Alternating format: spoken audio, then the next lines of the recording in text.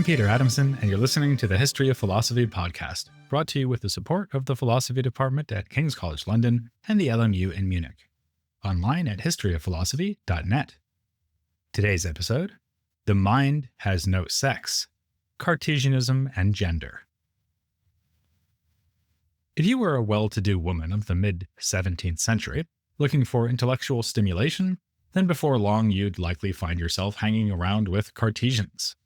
Their anti-scholastic approach was slowly making inroads at those bastions of scholasticism, the universities, especially in the Netherlands, but their real intellectual home was the salon, a meeting held at someone's real home, especially in Paris, dedicated to witty and edifying conversation. Unlike the universities, salon culture welcomed women.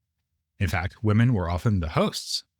Last time I already mentioned Madame de Bonneval, an outstanding salonière who was an exponent of Descartes' philosophy. There was also Madeleine de Souvray, who corresponded with Descartes' colleague Arnauld and hosted leading scholars including Cartesians. The celebrated letter writer and wit Madame de Sévigné claimed allegiance to what she called the Cartesian sect. Sévigné referred to her daughter as "my little Cartesian," which is not the most obvious endearment, but then French people sometimes express fondness by calling each other "my little cabbage," so at least it fits a pattern. Another pattern of more importance to us just now is this fondness of women intellectuals for Cartesianism. What lay behind it? Well, there was first of all the attitude of Descartes himself. In addition to his extensive and philosophically deep exchange of letters with Elizabeth of Bohemia, he also sought and secured preferment from Queen Christina of Sweden. Now, these were both royal figures, so one might cynically wonder whether their high social status simply trumped their gender in his eyes. But he also said that his discourse on the method was aimed at a broad audience, including women. His direct, jargon-free mode of writing means he is still used today to introduce people to philosophy, and it also helps to explain his wide appeal at the time. This was philosophy that could readily be understood by women who might be highly literate, but who were excluded from the gated community of the university scholars, and thus had not had a chance to master its refined distinctions and forbidding technical terminology. A similar point can be made about the method Descartes first described in the Discourse and then put on display in the Meditations. He encouraged his readers to set aside their preconceptions and prejudices. For women who had received no specialized training in philosophy, it was actually easier to follow this procedure. They had fewer preconceptions to set aside. Indeed, that might well be one reason that Descartes appreciated engaging with Elizabeth. According to his biographer, Barre, he found ladies to be more gentle, more patient, more docile, in a word, more void of prejudices and false doctrines than many men. Then, too, exclusionary attitudes towards women were themselves a matter of unreflective prejudice, the sort of thing that one might well put into question when applying Descartes' method. If you start from a blank piece of paper and try to come up with compelling arguments why women cannot do philosophy, you're going to struggle. In fact, Descartes' philosophy might well seem to point in the other direction. According to his dualism, the mind is a pure thinking subject, which doesn't sound like the sort of thing that could even be male or female. Already Queen Christina noticed this point, remarking that the soul is of no sex, and conceding that there are weaknesses of the female sex, but denying that they have anything to do with the soul. Naturally, quite a few contemporaries were not so ready to set aside their sexist assumptions. The well-educated, witty, literary denizens of the salons were mocked as précieuses, or precious women. Molière made fun of them in his comedies, including one called Les Femmes Savantes, meaning the learned ladies. That was first performed in 1672, but already in the 1650s we have works like the Abbé Michel de Pru's novel La Précieuse, a parody of salon culture. A trio of friends who were considered to be précieuses were Anne de Levin, Marie Dupré, and Catherine Descartes. Yes, you heard that name right. Catherine was René Descartes' niece. For her, the spread of Cartesianism was a family affair. In 1673, she addressed a poem to Levin, asking her to use her own considerable talents to champion Descartes' teachings.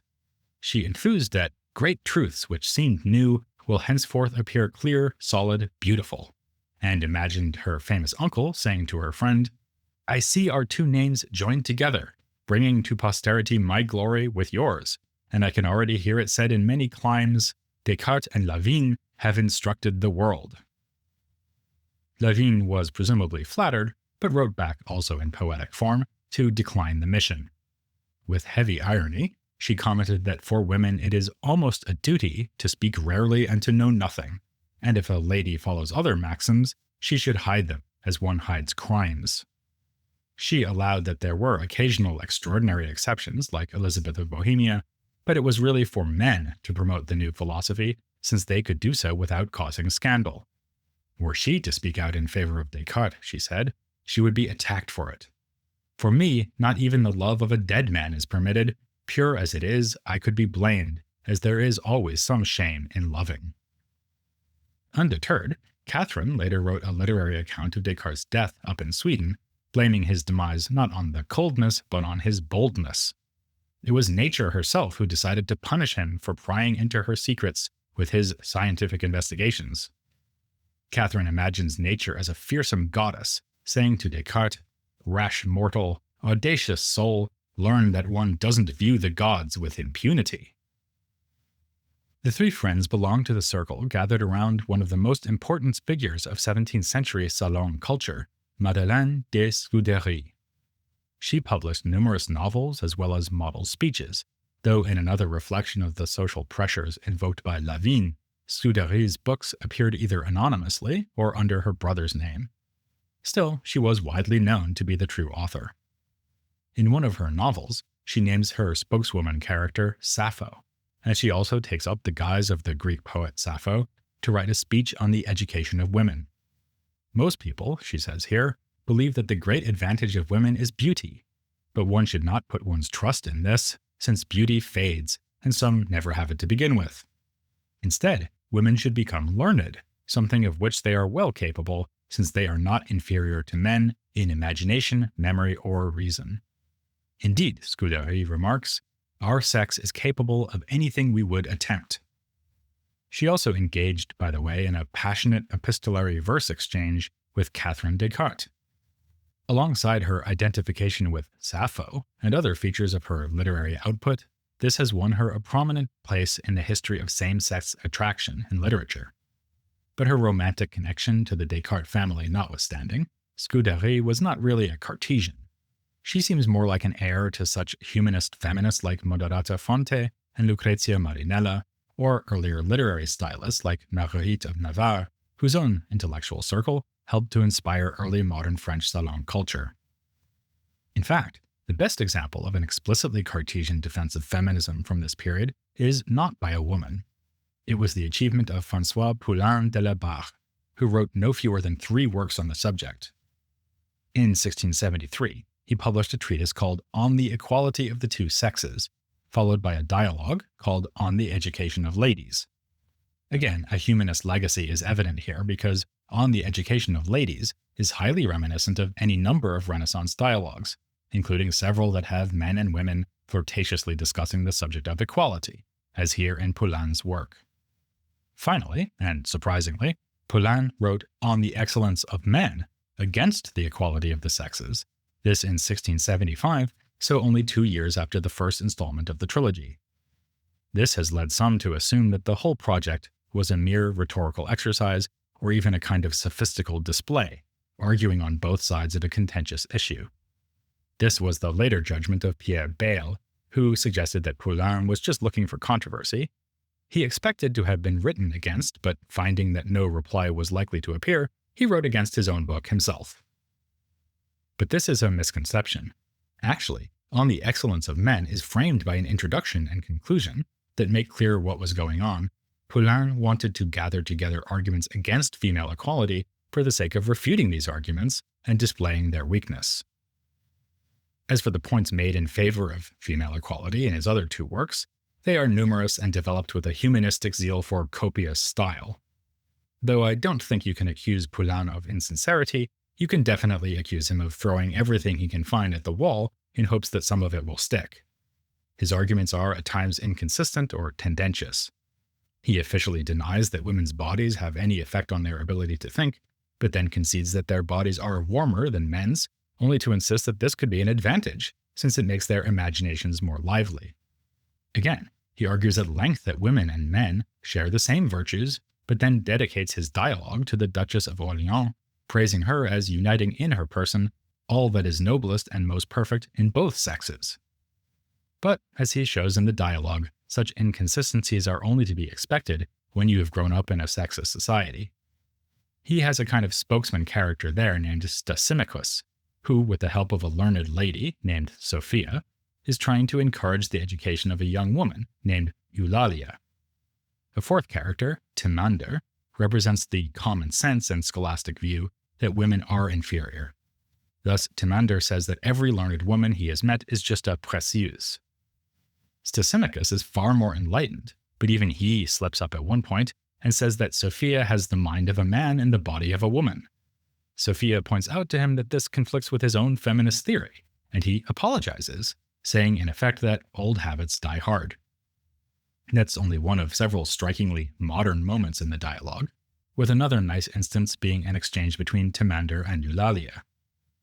When he claims that it is in fact a tactical advantage for women, that people have low expectations of them, she counters that it's not so advantageous if no one takes you seriously, anticipating modern-day concerns about epistemic injustice. As I say, all this, including the choice of dialogue form and the way Poullain writes it, could be imagined as a further development from the Renaissance debate over women's equality. What makes Poullain novel is his explicit use of Cartesian ideas in the feminist cause. When Stathemicus eventually gets around to recommending a reading list for Eulalia's education, the authors he names include Descartes himself, Cordemois, Rouault, Laforgue, and the Port Royal Logic. See, I told you it's famous. More importantly, Poullain repeatedly emphasizes the need to abandon one's prior conceptions. One should not be like the scholastics, whose learning is based on the opinions they formed in the cradle, but instead use Descartes' method of doubt, which Poullain describes as putting us in a state of impartiality or of objectivity, in which we lean neither to one side nor the other. One might say that Poullain goes even further than Descartes, or better, that he applies the method in a domain that Descartes did not. The Meditations use doubt to set aside prejudices about metaphysics, the relation between soul and body, the sciences, and so on. Poullain does give faithfully Cartesian examples of beliefs that are widely accepted but false. For instance, that animals have souls, or that the sun goes around the earth.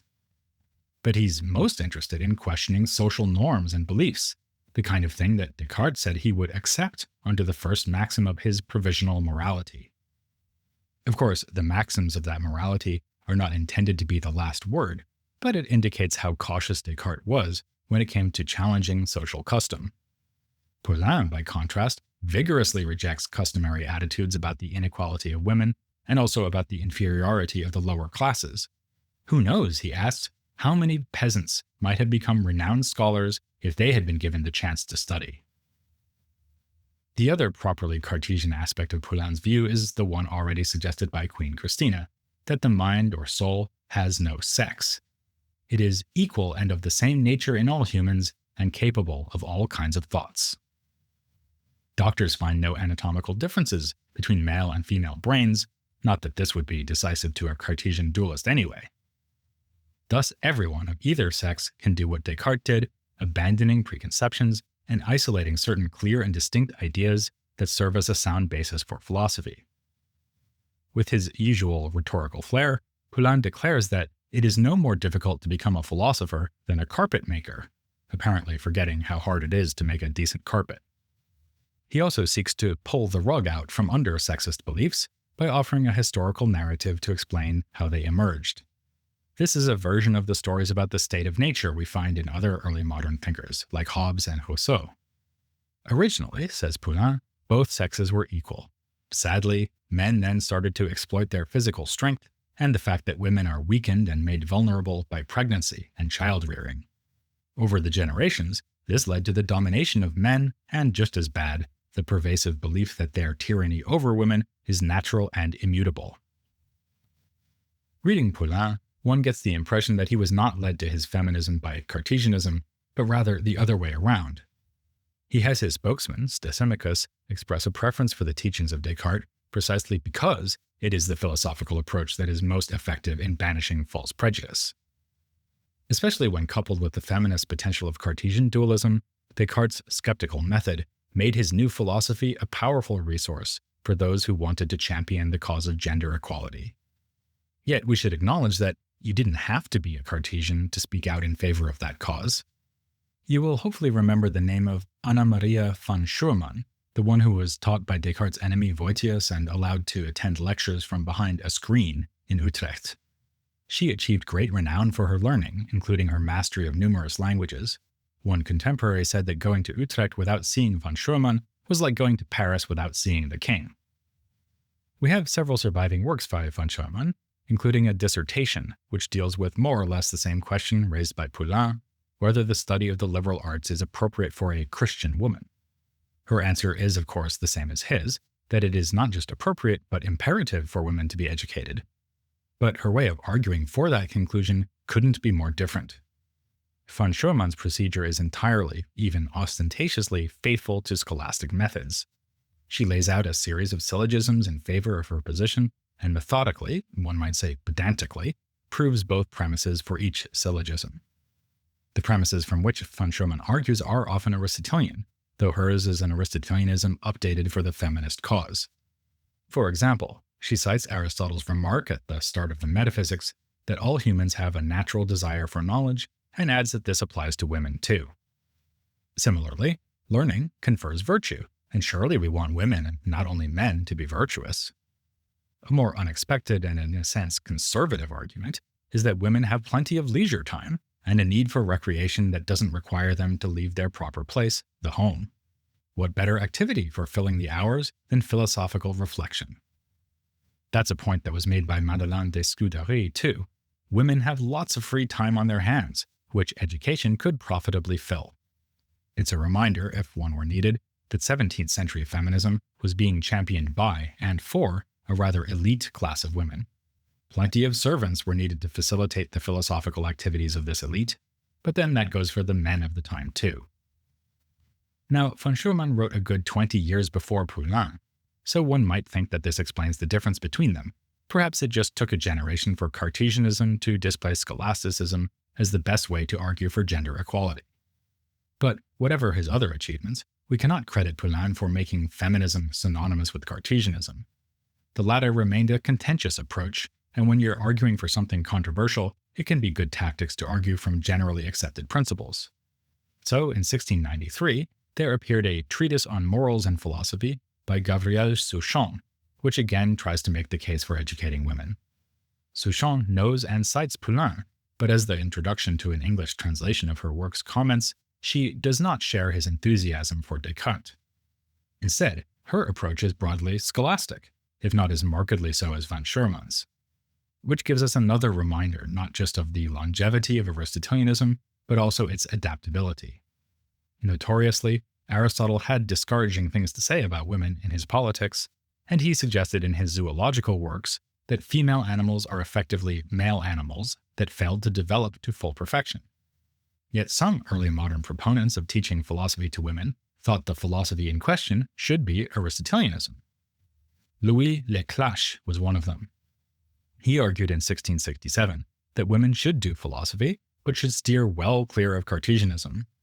He saw it as dangerous for precisely the reason Poullain praised it. It tends to make people abandon all accepted beliefs. This, said Leclache, could lead to abandoning religion, and for that, good old Aristotle would be the best antidote. Now, Leclache was no Poullain. What he wanted was for women to become good wives and mothers, and a bit of philosophy should help them achieve that goal. But in a way, this far from revolutionary thinker brings home to us that a revolution was truly underway. With even the socially conservative Aristotelians arguing that women should be well educated, it's no wonder that the 17th century was a turning point for the involvement of women in philosophy. Given Descartes' comments in Discourse on the Method about writing for women, and his eagerness to work with Princess Elizabeth and Queen Christina, we can guess that he would have been very pleased by his role in inspiring that sea change. And we can be absolutely sure that he would have been delighted by the impact his works made in another sphere, medicine. This was, after all, one of the fruits to be harvested from his tree of knowledge. so he surely wouldn't want us to finish our look at Cartesianism without touching on this aspect of his legacy. And far be it from me to disappoint the ghost of Descartes. So join me, my little cabbages, for an episode on Cartesianism and the sciences, especially medicine, next time here on The History of Philosophy, without any gaps.